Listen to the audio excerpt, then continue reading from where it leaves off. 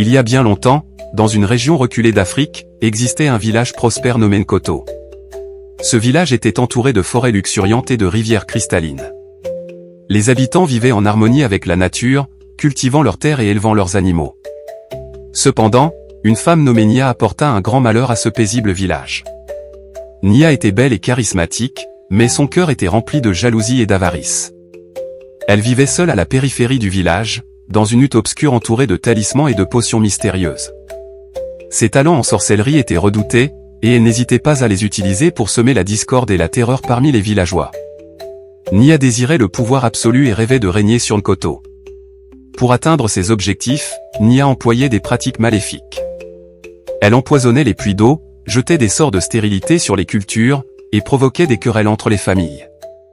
Les villageois, pris de peur, se tournaient vers le grand chef et les anciens pour trouver une solution à leurs maux.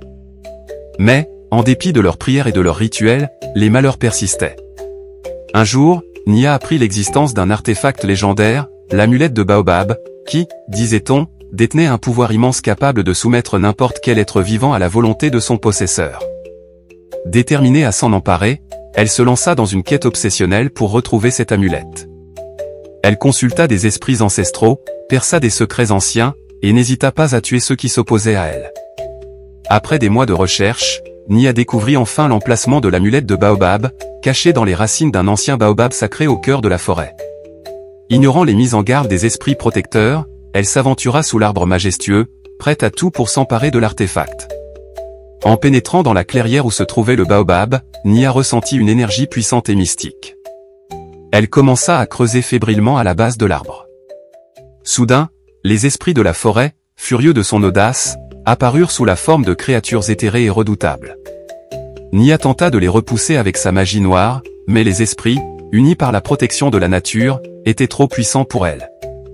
Un combat acharné s'engagea, la clairière résonnant des éclats de magie et des cris de Nia.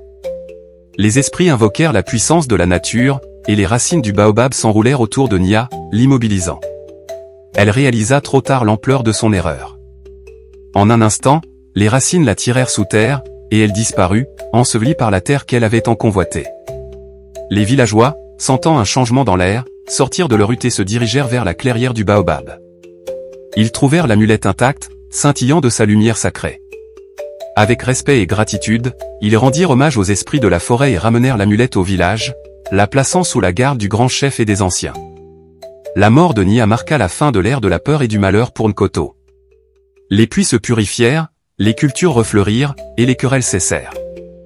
Les villageois, libérés de l'emprise maléfique de Nia, recommencèrent à vivre en paix et en harmonie. Ainsi, Nia, femme de grande beauté et de grand pouvoir, termina sa vie dans la solitude et la destruction qu'elle avait elle-même semée. Son nom devint une légende sombre, un avertissement sur les dangers de l'ambition démesurée et de la cruauté. Et sous les racines du baobab sacré, son esprit restait prisonnier, rappelant à tous que la nature ne pardonne pas à ceux qui osent la défier.